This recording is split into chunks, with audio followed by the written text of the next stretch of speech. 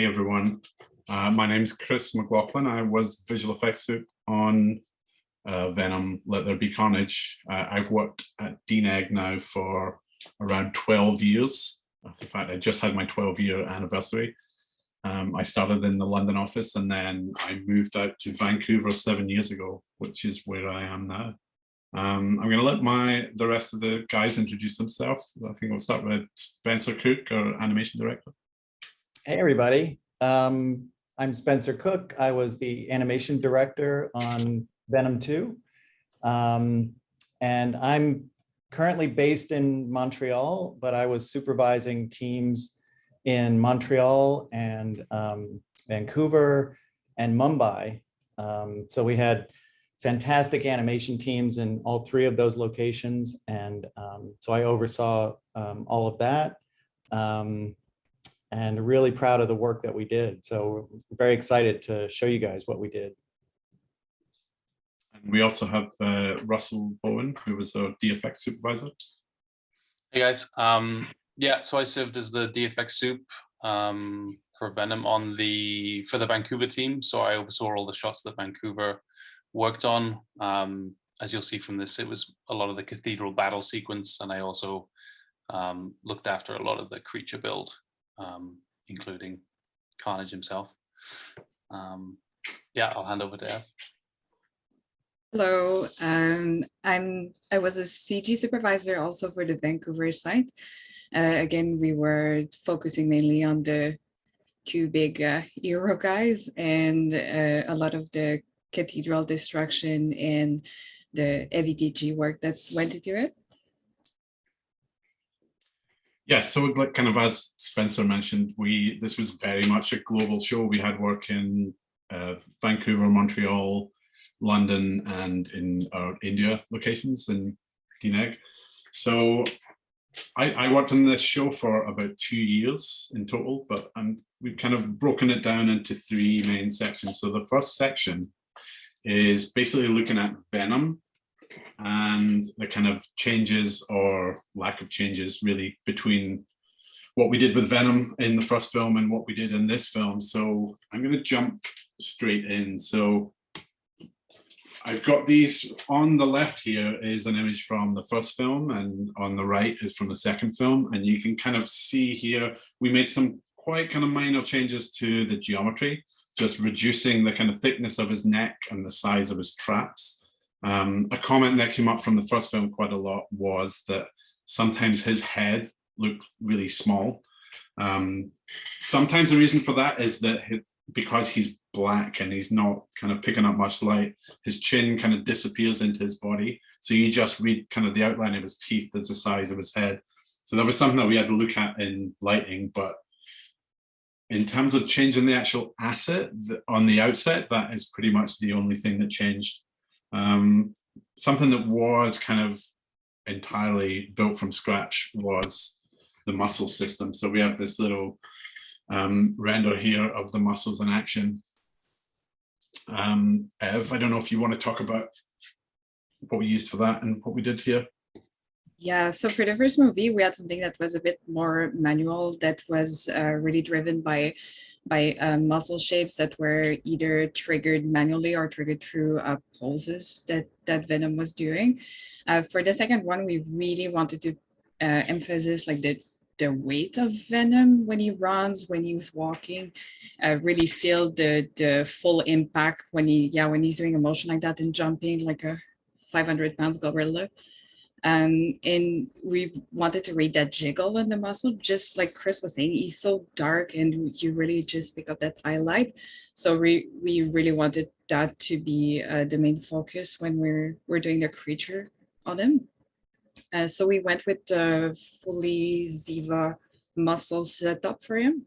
That also had the overlying skin fascia simulation. The skin was, again, because you don't necessarily read that much of the skin sliding and the wrinkle happening, we really wanted it to help with define the shape and clean up any skin that could happen with those really crouching poses and those big elongated jumps. Yeah, I think if you look at the grayscale render there, you can see the all the detail that was there, but you kind of didn't end up reading in the final shot, sadly. Yeah, Okay, that's why it so was the next. important to. Oh, sorry. No, sorry, Ev, go ahead.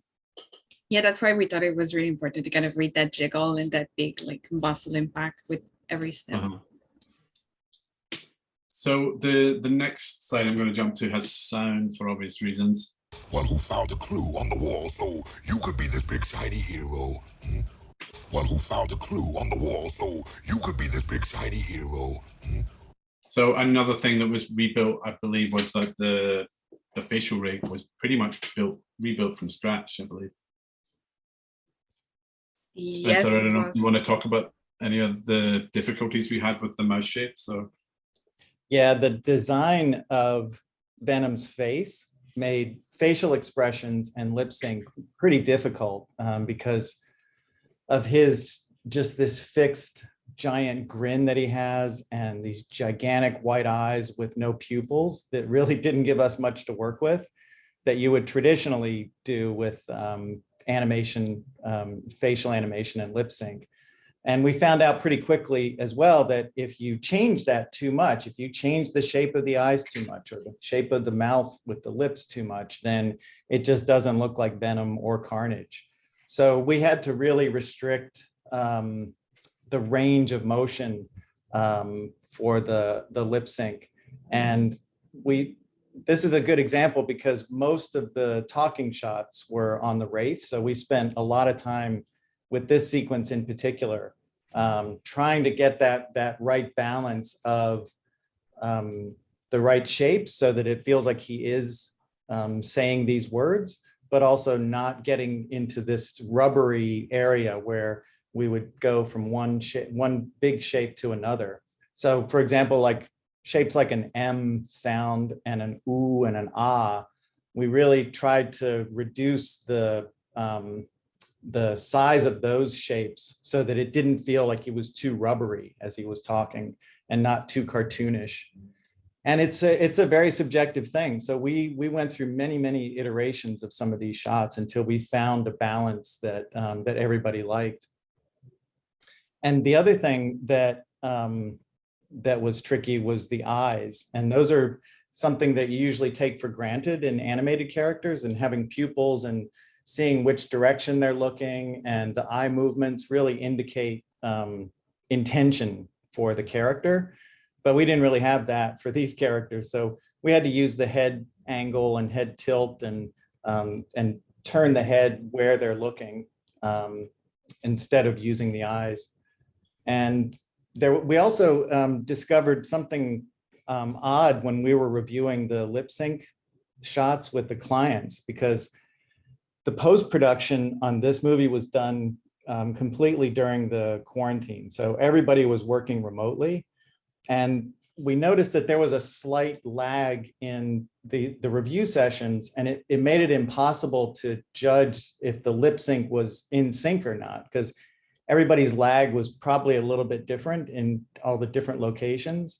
And so we decided ultimately that the only way to review these shots and get them approved was to just have the QuickTimes locally on our desktop and just look at them that way, because there was no way to tell the sync and if it was in sync or not over a remote review like that.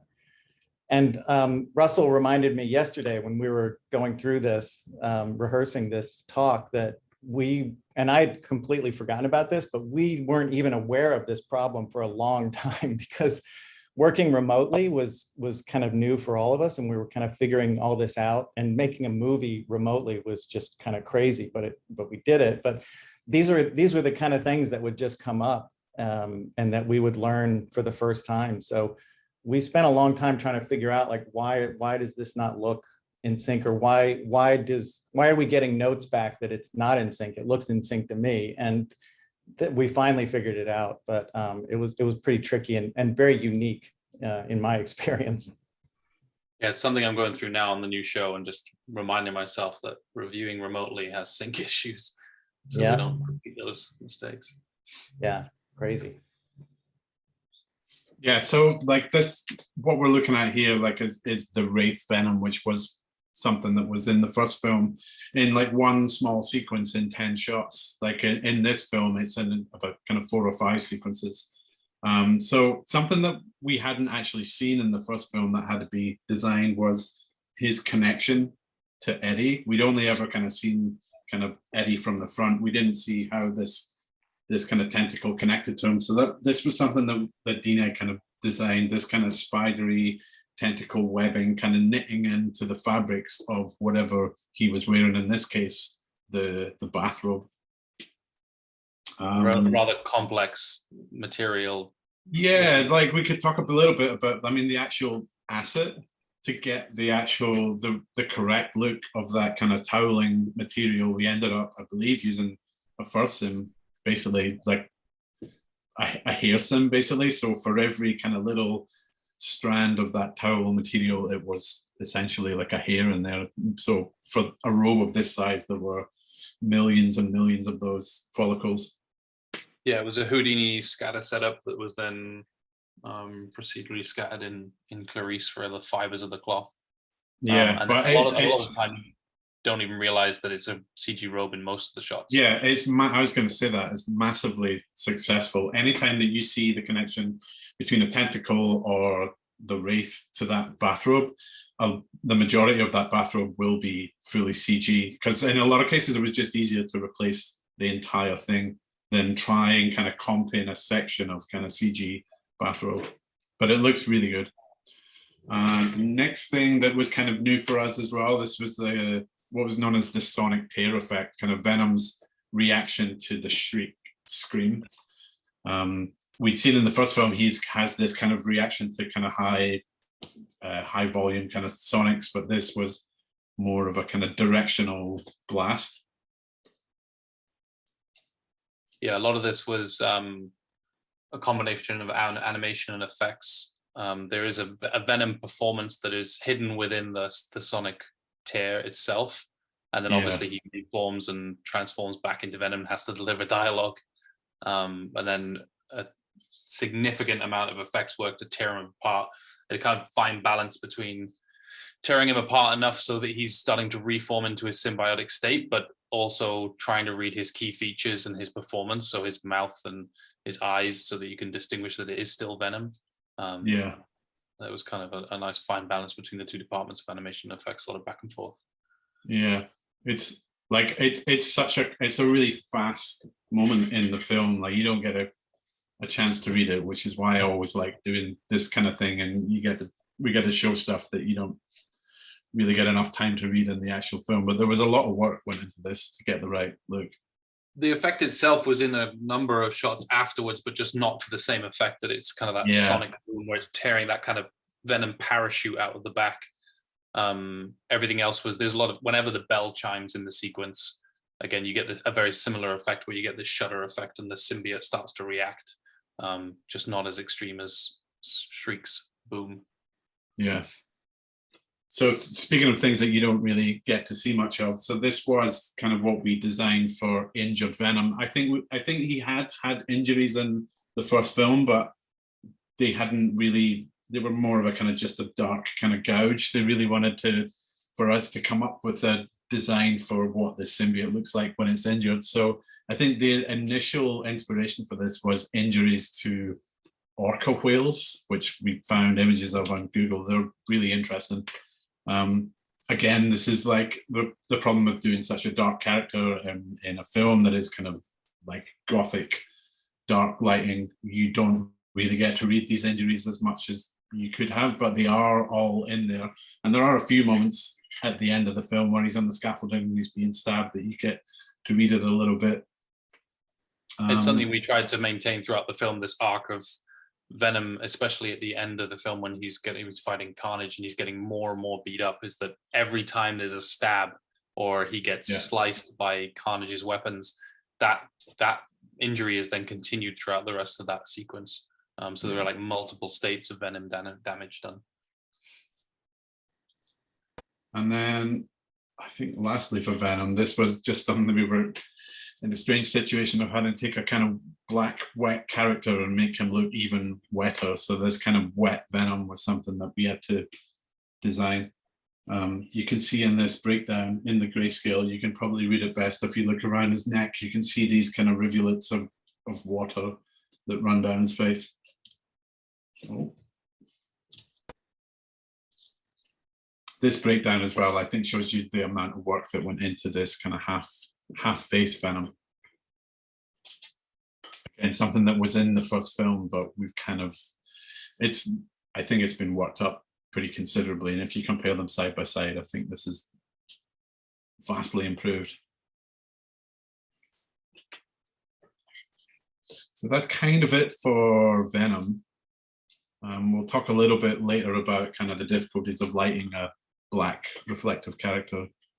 But next up is Carnage. So we always knew that Carnage was going to be a really big deal. He was he's a big character in the folklore of the comics, and it was something that we started kind of developing at DNEG, like way before production had started. Like kind of pre-production was in its early days with the film, and the DNEG art department started putting together a lot of kind of concept art and ideas for Carnage. So I've got a few examples of the concept art. This was one of the first pieces that kind of was really kind of like, yeah, we're getting there. This is the character. You can see a lot of the elements here that kind of made it all the way through to the final film, like the shape of the eyes and the mouth and the teeth, the kind of more kind of jagged, pointed kind of features, the chin, the black kind of veins that kind of sit on top of the skin. The initial idea was that kind of his body would look like a kind of a flayed man. There was something that the studio were kind of hesitant about because they want to kind of keep away from anything that's too gory or bloody. But I think this kind of ended up looking pretty similar to what is in the final film. You can see here that the head is pretty much exactly as it ended up in the film.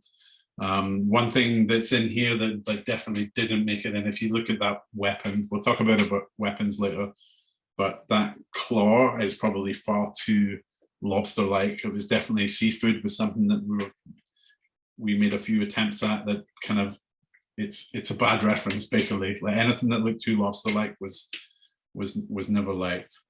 Here's another one that kind of, even before the scene had been shot, this was like the idea of him in San Quentin prison.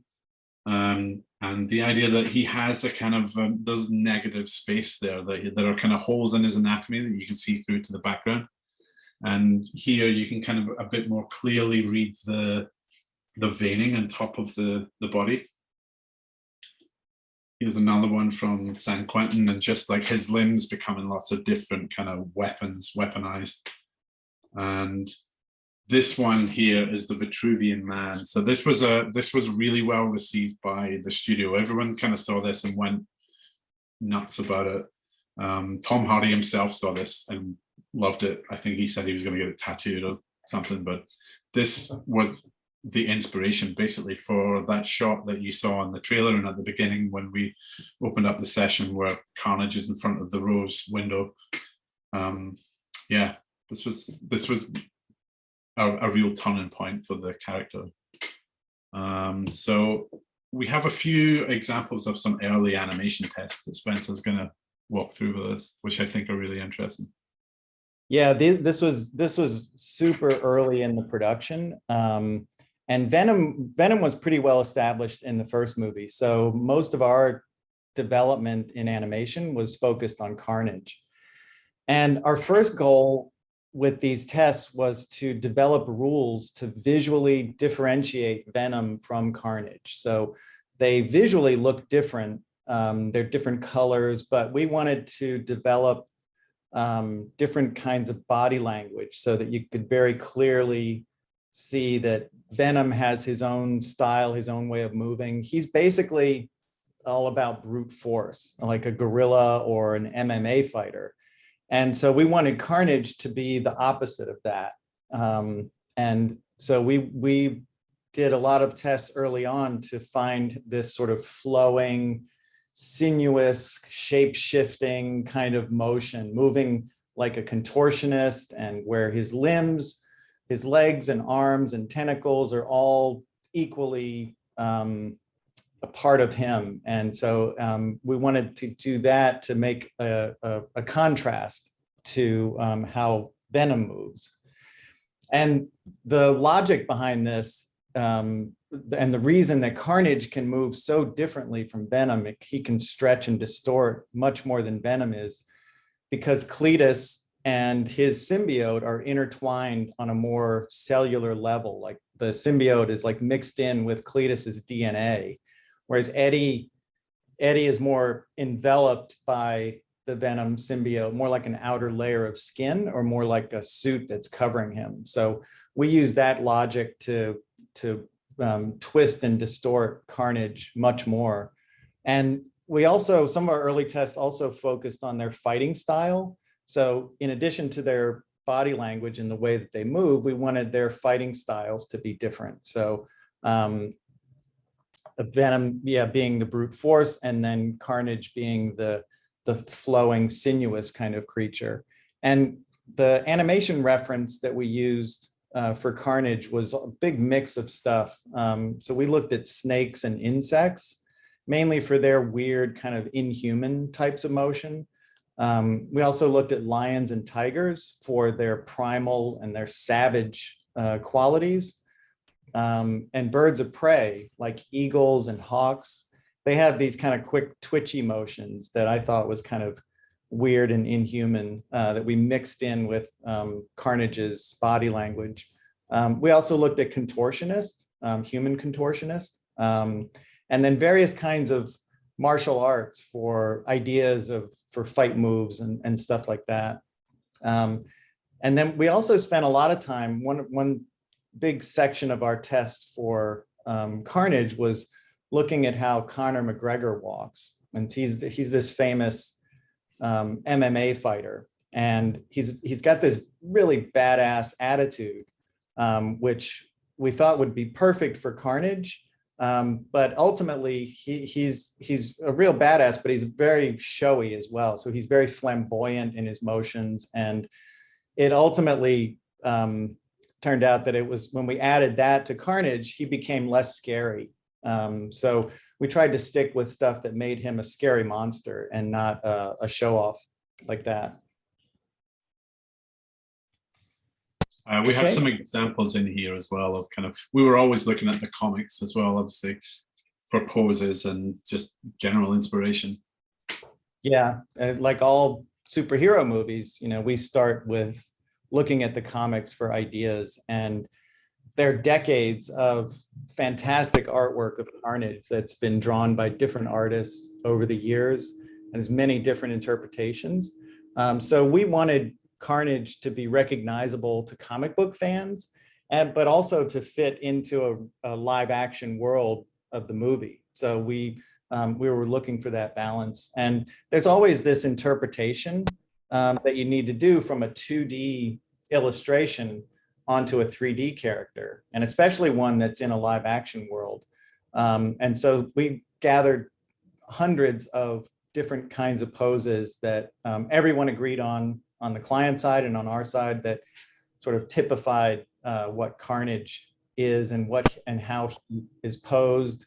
And some of the illustrations were, there was very little interpretation. They just looked good when you posed a 3D character like that. And others needed more interpretation because they didn't translate quite as well to a 3D character, but they were still great inspiration.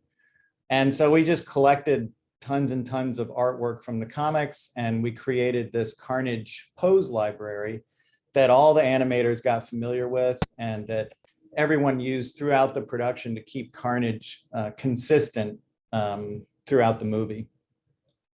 Yeah, and these are like what we're looking at. These are actual animation playblasts that we submitted for review, like to the client. Like we always try and put like kind of reference right there on the frame with it. Yeah. So what we're looking at here, this is our, I believe, our final kind of Carnage turntable once we've kind of built the asset, and you can see something we worked on for a long time is this kind of organic, wet texture kind of feel to Carnage. Interestingly, the pose that we've got here wouldn't have been, that would have been a bit of a red flag, right, Spencer? Yeah. So we, as the production evolved, or the post-production evolved, and our animation evolved, and the style of what the filmmakers were looking for continued to evolve, they became very sensitive to the monsters looking too cartoonish. And so we were sort of restraining ourselves from doing big overacting kinds of actions and not a lot of big anticipations into moves and stuff like that. And one of the things that they became very sensitive to were these clawed monster hand poses, which is all through the comics. So it was really difficult to find alternatives to that, but it became such a big topic in every review that we started calling these egg hands. So it's if you imagine he's holding a big egg. And so it was constantly being pointed out, like, oh, there's egg hands again. We can't have that. Yeah. There were a lot of those instances. Yeah, it took us a long time to kind of get that out of our system as animators, because we, Yeah. you know, we always want to just, this is monster pose, you know, and so we really had to find other ways of doing that, but not doing the egg hands. Yeah, so I'll get into all the weapons and various weapons that he can change those hands into. But again, I just wanted, as we're talking about the LDEV, I wanted to show this because it's another of these things that is in the film for probably a couple of seconds, but was a lot of R&D and a lot of work. Just this idea of what would a symbiote look like if it does get burned, and there was a lot of work went into the texturing and look dev of this to build up this kind of charred kind of skin. There's like kind of embers and stuff inside his structure there. You can see a bit of the concept art that it was matching in the background there. I think this frame and the previous one just kind of show the complexities of the look dev and the character that, you know, that you kind of take for granted. It's a lot of time went into how does a symbiote, which is a very kind of organic creature and it's kind of transforming, how do you make that look gooey and wet, but also looking physically strong, and something that can have a lot of power without looking too, I guess, flimsy and weak. You're drawing that fine balance between too much subsurface and he starts to look like a candle wax figure, and too far the other way and he starts to look plasticky. But I hope we kind of hit the nail on the head eventually. Yeah, you can see in this is like turntables of all our kind of major hand weapons. If you saw that piece of concept art in the bottom left, this is that kind of glowy kind of skin, that backlight kind of shining through the skin texture was something that they really pushed us to kind of exaggerate. So you can see that in this kind of weapon, that kind of thinning of the skin, that subsurface effect of the light coming through. And then this is just like the selection of weapons that we could put on his hands, swords and kind of daggers and claws and forks. I believe this one was called a fork. Yeah. There's also an added layer that you're not seeing in all of those presentations, which is that whenever you do see those weapons, they've either freshly transformed or they need to feel like they're, or that they have freshly transformed. So there's an added layer of effects to add all that gooey, slimy stuff all over it. Yeah, so this little movie here was done for the VES presentation, I believe. Is that right? It shows basically just all the various weapons, and I just found out today pretty much. So Carnage is up for Best Animated Character at the VES Awards this year, and I believe this is the first time that this has happened at DNEG. So he was a big deal for us and a big deal for the company. As well as like being able to change his hands and the weapons, obviously, a big part of the character was the tentacles. You can see here, like kind of, he's really actually without any kind of sprouting tentacles out of his back. So there were two main kind of tentacles on a technical level anyway for us. So the back tentacles are the ones that you see kind of like attached to his back and kind of are quite kind of scorpion-like. This is a turntable showing basically all the variations that we had for the back tentacles, including some that didn't really make it into the film. Again, they had to have that kind of wet, organic kind of look, but also had to appear kind of calcified, like it has a kind of structure to it that it could actually injure you, and that the points of it were sharp and could actually slice you if they went through you.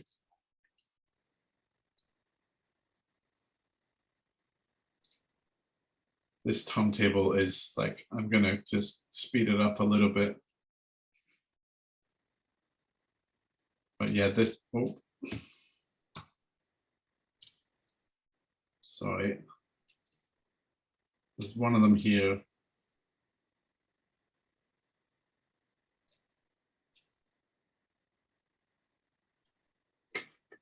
A few of these should be recognizable from that image you saw previously.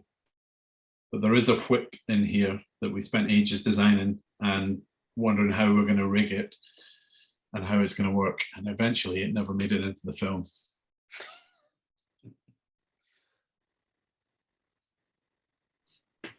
So these were the kind of the weaponized tentacles. We also had kind of ones that he would just use for kind of building his kind of mass and kind of moving around, which we called the branching tentacles. And kind of these were kind of under the hood, a lot more complex, and were a bit of a kind of group effort between our animation and creature and effects teams.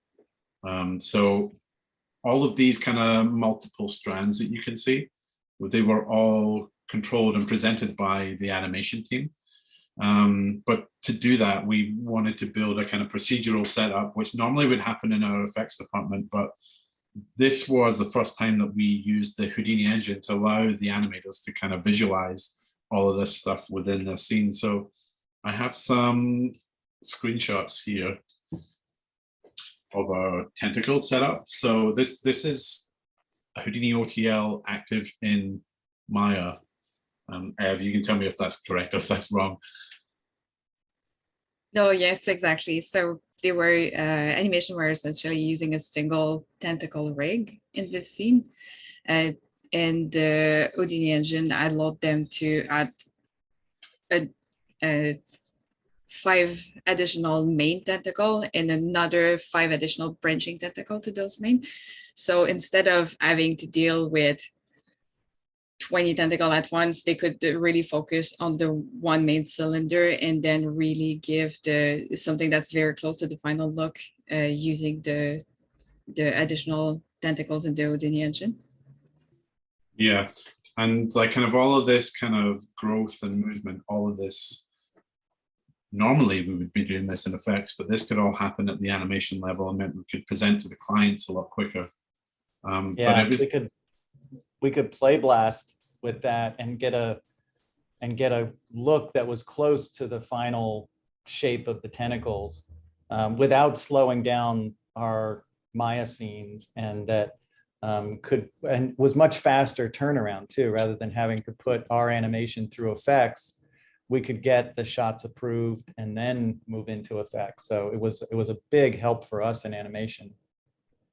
Yeah, like kind of this stuff here that you can see, the kind of remeshing within the Maya scene is pretty much kind of something that would have been unheard of before. It also includes that noise pattern that makes it look much more organic and really sells the look of the branching tentacle. I think just giving effects, the animation benefited from it, that they were able to visualize the silhouette and control all the tentacles individually, or not having to control the tentacles individually, but also setting effects up with a much better starting point where they weren't having to reinvent the wheel every time or guess what each tentacle was supposed to do. They had that already signed off, not only by the animation department, but by the client. By the client, yeah. And that's completely it for me, because it meant that we could present something kind of that looked at this level and say that we're going to get to this point, but you need to approve it before we get there. Like if you're just presenting one single tentacle and saying, well, you gotta trust me, we're gonna add some cool stuff on here, and they're not gonna go with that. So like I said, it was a real kind of combination of like, and in this kind of level of detail signed off from the animation team, and then the effects artists go in and add these extra layers of goo and undulation. And these tentacles are such an integral part of Carnage's anatomy. You know, it wasn't just additional things added on to him. He was such a shape-shifting kind of creature that these we needed to sculpt the shape in animation as the same as you would with posing an arm or a leg. So these became extensions of that. Yeah, there is actually a third tentacle. So these were what were known as the L systems tentacles. So they do have a kind of similar look to the branching tentacles. And again, they were something that kind of animation would build like one single tentacle around and then would be passed to effects, and it would be kind of recursively built upon. But there's just a ton more detail, a ton more kind of different branches in here. And these were used in the kind of big finale cathedral sequence outside as kind of Carnage his mass is expanding and he's becoming more threatening. He's kind of using these to build his kind of form, and you see that he starts to build these kind of almost kind of spire-like kind of structures of the tentacles. That was part of the idea, was that he would kind of mimic the architecture and the environment around him. And also, as he kind of broke apart the cathedral as he was kind of climbing up, he would almost, and you unfortunately don't read it that much because of the nature of the lighting in the scene, but if you take a closer look, some of the stuff is being destroyed and he's replacing it with L systems and kind of rebuilding the cathedral to hold everything back up. Yeah, if you look closely, you can see lots of kind of dust and rubble kind of falling off the cathedral as it's being destroyed. It's also worth pointing out here that kind of throughout the sequence, kind of Carnage, his actual size and scale, he expands throughout the sequence. So this is what we're looking at here, is the kind of uber Carnage. If you compare him to Venom in this sequence, like Venom is half the size of Carnage by the end of it. So each of those kind of different scales had a separate asset that needed to be managed and built, looked at and checked. I'm going to quickly jump into, so transformations we knew were always going to be a big deal, having worked on the first film. I know that the Venom transformation in the first film was a massive R&D project, and it was a big deal that they get it right. And we knew that the Carnage transformations also were going to be a big deal. We knew that we had to design something that was new and different to Venom, and that looked really cool. So I think the next slide here kind of demonstrates the idea behind it and how it kind of differs from Venom. Venom in the transformation is very much about him being encapsulated by the symbiote. He's almost kind of like an armor, like he's been protected by Venom. Carnage is kind of the opposite. Carnage is inside Cletus. He's part of his anatomy and he bursts out from within. So like, I think this demonstrates kind of pretty well how like he really tears through, destroying Cletus almost as he transforms. If we go back to the previous one, you get a clear idea here that inside Cletus, the actual setup of it, we had like this kind of condensed, kind of squished down version of Carnage that will burst out and burst through his skin. So it meant any shot that we did that had a transformation in it, there would be essentially within the rig a Cletus, a Woody Harrelson, and a Carnage, but a kind of scaled down version, and that would get cached down, and then both would be rendered, and then they'd be kind of mixed together. But in one case, I just put this in here because I think this is pretty funny. The condensed Carnage actually made it all the way through our pipeline and got lit and comped. So like normally in this shot, you would be seeing Woody Harrelson, but instead you get this tiny little pinhead Carnage coming through. But yeah, these transformation shots made its way all the way to the client as well. Yeah, these transformation shots were generally, like, I don't mind saying, a bit of a nightmare. They were the toughest shots on the show, and we worked on them from day one till right through to the end. But I do think the end result was worth it, and it was really, really great. I think it was this shot. Was it this shot that made it into the trailer, the first trailer? Yes, yeah, I think it was. And yeah, generally the reaction to it was positive. I mean, if you read YouTube comments, you're always going to find a negative one, but generally it was really well liked. And another part of this transformation that I hope goes unseen is the Woody Harrelson digidouble.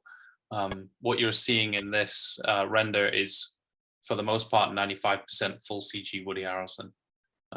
Yeah, I don't think, certainly on that frame, I don't think there's any plate in there. No. All of this, the costume, Woody, the hair, everything is all CG. So the cathedral sequence was like the biggest sequence for us, and it kind of encapsulated everything that was involved in the show, really. I'm gonna jump into the environment. Basically, everything in this exterior, we built Grace Cathedral, and we extended on top of it. We built the surrounding city. We had to add all of this scaffolding, which is covered in plastic wrap, which became quite a big deal for our lighting and rendering department. So this shows you the extent of our build. And then this was like kind of one of the first kind of lit and rendered and comp. This is just a test. This isn't an actual shot, I don't think. No, this was actually mimicking a drone shot that I think was taken, and we replaced everything in CG to do a one-to-one comparison to make sure that everything was kind of holding up. Yeah, so there was a portion of the shoot where we went to San Francisco, we went to Grace Cathedral, they had a drone and we shot a load of plates, but none of them, I don't think, have ever really ended up in the film. Like pretty much anytime you see the cathedral from outside or the environment, it will be our CG environment. I think everything in the background is a combination of kind of drone stitch plates, and the very deep background, the kind of traditional DMP setup. And then mid-ground and foreground is 100% CG, and Grace Cathedral included in that. Yeah, and this is just some of the details that we went into. We built our own traffic system. Obviously, we didn't render the cars grayscale, but all the traffic lights and everything, they all worked.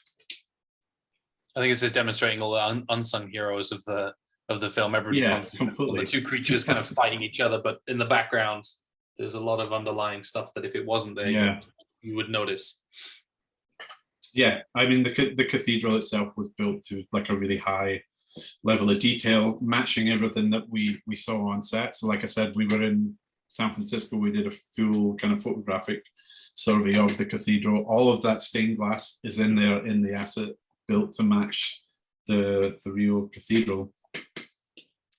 So I mentioned earlier the scaffolding and the plastic wraps. So this was part of the production design, was that it was meant to be kind of, the cathedral was under renovation, which is why all that kind of scaffolding is in there. So up on the top, you see what was built on set. So the cathedral interior was kind of partially built, and some of that scaffolding was in there, but we had to do so much of an extension that all of that was within our asset, and all of that plastic wrap had to be simmed and had to be rendered as well.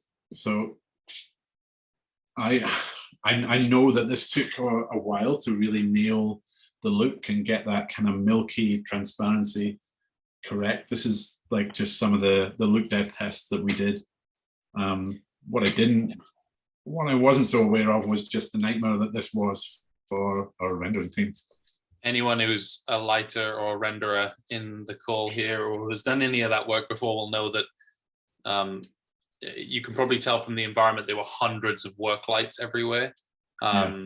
So like hundreds and thousands of point lights and source lights, all then covered in a nice, expensive dielectric shader that's moving. So there wasn't usually with those kind of things on sequences this massive that we have to render so many shots for, you would build in efficiencies. So baking in lighting into textures and look dev so that you don't have to render it and ray trace it live.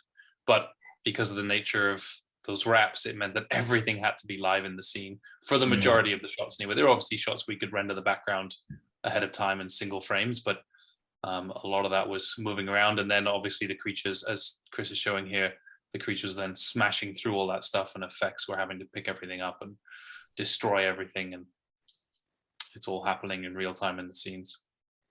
Yeah, and that's pretty much for the entire sequence, which is essentially one big long fight.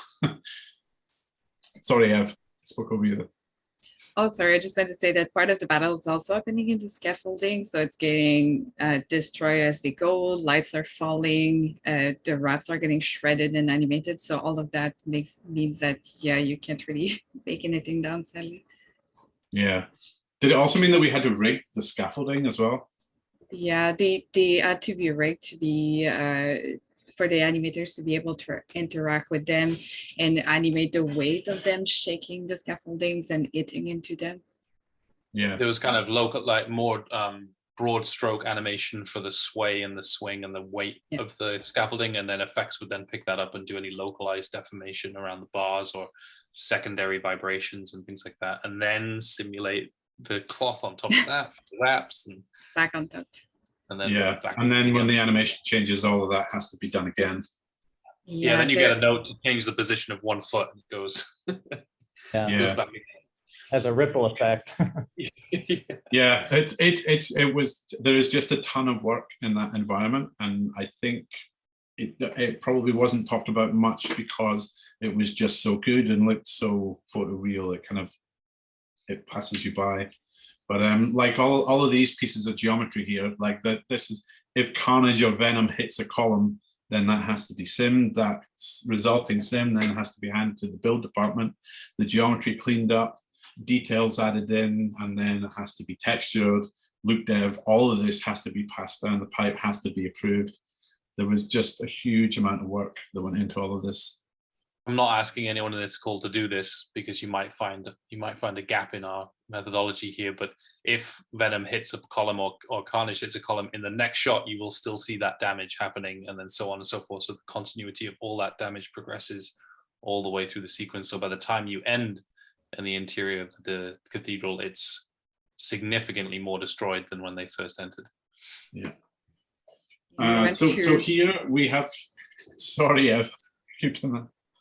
Sorry, I just meant to say we went through 4 beats of destruction with like a choreographed destruction through each shot to kind of showcase that all that interaction that was going on with the environment. Yeah. So we had 4 different stages of the cathedral and different levels that got additionally beaten up as we go. And Ev's not going to say this, but that pretty much became a full-time job for you on top of everything else you had to do on the show. To manage all of that and make sure it was flowing through all the departments. Continuity, yeah. So what we have here are just these are like the raw lighting slabs. This is basically what the CG looks like before we get it to the comp department. But I think you can see here like kind of how we really had to overlight everything. These, what you see here now, are the final comps, where we knock back all that lighting, play up any kind of edge highlights. But I think you get an idea of the difficulty of when you have a black reflective character, trying to give that character any kind of shape and form is really difficult. It basically just requires a ton of lights and a ton of reflection objects, providing little kicks on all the details of the anatomy. Yeah, so I've got this, there's some of this has been released online, but this kind of is a compilation of some of the bigger shots in the cathedral sequence. And because all of this is entirely CG, we can do these kind of cool kind of camera swoops between shots, just showing how the asset gets mangled and destroyed throughout. You see like shots like these, you can see the huge number of lights, point lights that are in there for all the lights in the scaffolding. You can see all the detail and the destruction, like every little rock and pebble, like at some point, no matter how small, has to have a shader assigned to it or a texture. Like you can see the huge amount of scaffolding in this shot that had to be built, in some cases rigged, in a lot of cases simmed. A lot of this was to support the animation as well, because we needed to really oversell the weight of these characters, and every footfall and every handprint had to have some amount of effects added to it to sell that interaction with the environment.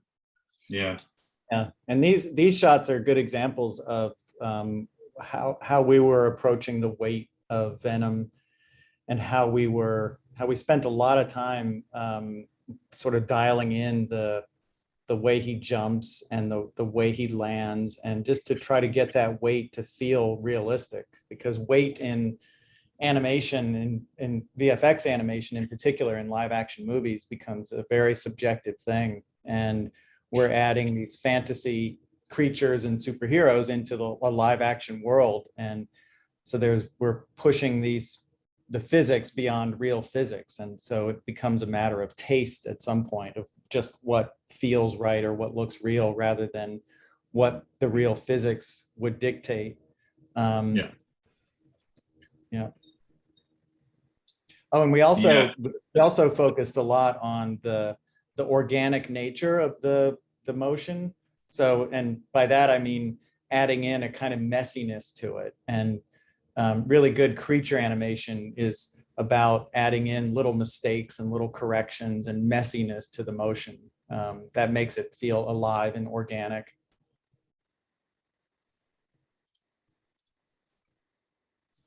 Yeah, I think that you can see all the detail here as well. Like in this one in the foreground, you can see the little tentacles that are starting to tear into that gargoyle, and the dust and the little kind of pebbly rocks here as well. As he climbs up, you can see around the gargoyles, some of them are starting to explode. Rocks are falling off. There is a huge amount of work gone into this. We are I think we've run over time. So I'm going to say thank you to everyone for coming along. And thank you to Spencer, Russ, and Ev. It's great to be on a call with you again and go over this. Yeah, thank you. Likewise. I think we probably have some time for a Q&A. I see there are a few questions in the Q&A panel. So there's, I've heard you're using Clarice for rendering. Did you run into any major issues with it? I'm gonna, well, I mean, myself and Russ and Ev have all been CG soups at DNEG and have all done shows in Clarice. I mean, the answer to that is yes, but I expect problems. That's just part and parcel of the job. I'm a big fan of Clarice. Not everyone is, but I'm into it. Clarice has its own, has its own issues, but it's a very, very, very powerful renderer. It might not be the fastest out there, and that there are certainly renderers that can do things like that. So can sometimes be a very time-consuming render at least on the farm. But for something like, if we look back at the cathedral, the scene assembly for something like that, and Clarice's really powerful scattering system makes loading and managing that amount of data and geometry, textures, look dev, it handles that with ease. And obviously behind the scenes, there's a lot of work that goes into, from the lighting supervisors, the CG soups like Ev, and our rendering supervision team at DNEG, to make all of that as efficient as possible so that we can render multiple iterations. But I think without Clarice, something like that scene with so many lights would have been, and so much geometry would have been very difficult. Agreed. Let me jump to, what was the reference for the muscles of Venom? I'm assuming that. Yeah, we mostly looked at, like we mentioned a couple of times, like gorillas or really big, heavy primal like that, but also wrestlers. A lot of pretty big wrestlers, more on the heavyweight side, like boxers, MMA fighter, that kind of shape. How much time is spent on R&D to develop a character like Venom from concept up to first shot? I mean, it's kind of, I mean, yeah, like you could say we, from beginning to end, we were always kind of developing something. The transformations took forever. All of that work with the tentacles, we started, I think, deving the tentacle tool set before we'd even shot anything. Would that be right? Yeah, yeah, that was kind of the first thing out of the gate. Was there's going to be a lot of tentacles in this film. How do we animate them? How do we make effects geometry from them? What do they look like? How do they move? What components do they have? Yeah, R&D is a bit of a kind of constant. Yep. You're never done with it. I think No, even now, I'd say we're probably never done with it. Like, it's like fashion; it's never finished. yeah. Did you use Houdini for tentacles? I think we kind of answered that. Did any part of the pipeline in making the VFX for this movie include AI or machine learning? I think technically probably not. It was definitely something that DNEG is kind of looking into. And I remember having conversations about it, but not on this show. Did you guys fix anything in post, or is it just one straight render? Yeah, we would love that to be the case, but it's not. There's a lot of fixing. The comp team are, whilst we've demonstrated a lot of what went into the R&D behind building characters and environments from the CG side of things, there's a considerable input from the comp department, and they fix an awful lot of things, and they put all the pieces together at the end and make it photographic. Yeah, I do feel a bit bad for like I only included one slide for the final comps in this slide, because definitely they pull everything together and they make it look real, and yeah, they're definitely the unsung heroes. Okay, do you guys have any advice for students who are interested in VFX, CG, and animation? Who wants to take yeah, from an animation standpoint, the most important thing is observing life and observing how people move, how people talk, how animals move, what is the thought process, or what can you see in body language that implies a thought process. We talk about that a lot in animation, and what poses convey intention. So studying real life, we look at a lot of reference for all of these movies. We gather tons of reference of animals that we think are closest to the creatures that we're animating. We act out stuff ourselves. We will get our phones out and record video of us acting out the moments when it's safe to do. It's just a matter of learning about body language and learning about how people and animals move. So just observing life is most important in animation. Yeah, I think that kind of goes everywhere. Like kind of no matter what department or what kind of discipline you're looking at, don't just look at visual effects. Like you should be looking at real life. You should be looking at photography. You should be looking at films or paintings, art, like kind of all of that. Art and composition and lighting is a really big part of everything, and you see a lot of that in the real world. There's two sides to visual effects. There's the hidden visual effects, which is replicating something in complete CG and visual effects to put stuff into films that they can't really shoot. And then there's the creative magic effects, objective kind of work. I would say that the first one is more prominent, though, that we're often replicating a lot of things in the real world. So yeah, look around you and take it all in and try to replicate it. Yeah. Was it done in 2K or 4K? It was a 2K show, thank God. I can't imagine rendering those lights and ramps in 4K. What are your thoughts about Blender? I don't really have an opinion on it. I haven't really jumped into it. I absolutely love it. I haven't really been involved with Blender.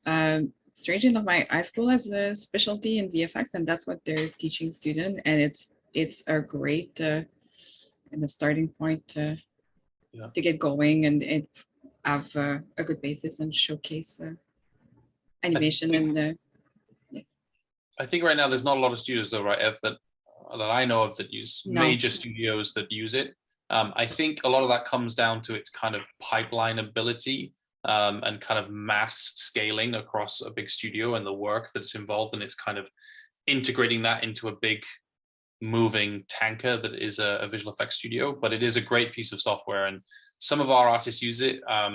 Some of our concept artists use it to do very quick SketchUp models and things like that, and so it's definitely a great tool set. It's just not so prominent in the pipeline.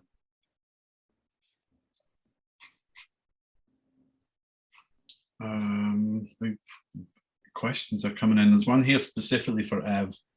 How much control do you have as a CG suit on the story? For example, if the clients want something, it can't be done in a certain manner, and you have a better alternative, will they give you the freedom to alter and change? oh boy. So pretty much all the client interaction is done through Chris. The VFX supervisor is the one that really is involved with the client, is on set, talks to them, and obviously if there's something that can't technically be done, it needs to be voiced and it needs to be discussed, and we need to find alternatives and do further tests to see how we can manage and achieve something that's going to be desirable for the client. But yeah, it's all very much a teamwork and team discussion to figure out how to approach the client's requirement. It's not a fun conversation to have when to tell the clients that there's something that you can't do, but as long as they're kind of, you can show you're working and show why that's an issue and show alternatives as well. Yeah, first protocol is to try and do it as per the brief and try and work out a way to achieve that creatively. They give you the creative brief. It's our job then to go away and technically deliver on that creative brief. And if it can't be, then we can work on something with them that works.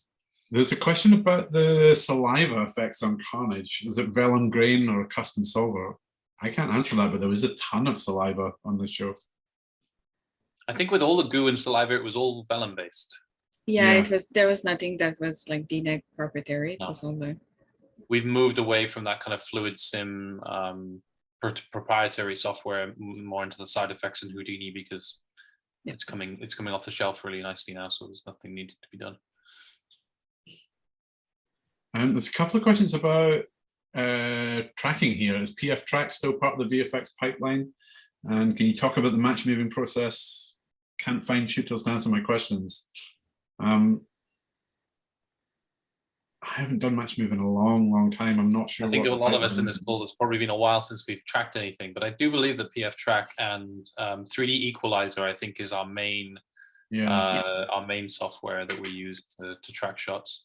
And then we do have proprietary tool sets within Maya that we use to convert those tracks from 3D equalizer into pipeline friendly render cameras for everybody to use.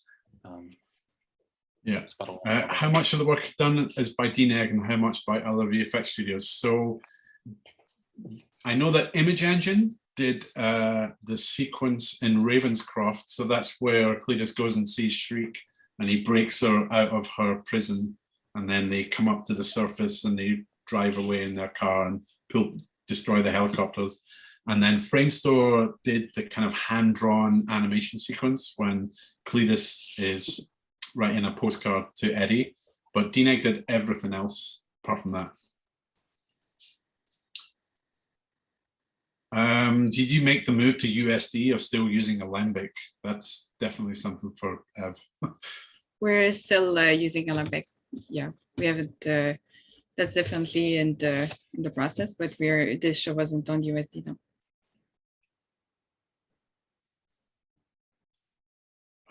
I see there's a ton of activity in the chat. Any questions in there? If there are any questions in the chat, I'm probably not going to be able to find them. If you want to drop them in the Q&A section. How do you handle pressure when it comes to deadline? Let someone else answer that. I think a lot of this comes down to planning. There is a huge another part of this that doesn't get discussed about in these kind of talks is production. So production play a massive role in scheduling, bidding, basically the money of the show. Where is the money being spent? How much time is being spent on particular shots or assets or tasks? So it's kind of their job, along with the supervision team, to make sure that everything is flowing. Artists are working on the right things at the right time, so that when you come to a deadline, the pressure isn't as extreme as it can be. But obviously, anybody that has worked on a project with a deadline or deadline driven project, obviously towards the end, there is a big push and everybody goes into what we call crunch, and you're trying to deliver all the work that you can. Handling that pressure, I think, again, it just comes down to teamwork, and everybody's trying to do the best they can and deliver the work that they can under the time constraints that we have. Because obviously a movie isn't just visual effects. There's an awful lot of other things that happen. The DI, the score, there's all the client side things, all the directors are still involved, the composers, sound guys, Foley guys, all of that stuff has deadlines, reels closing and things like that. So a lot of that pressure comes from visual effects to deliver on time, but yeah, we get through it. Yeah. Cool. I think I'm going to wrap it up here. I think we've gone over a little bit. Thanks everyone for coming along. Yeah, thank you. Thanks. Guys. Thanks a lot. Thank you.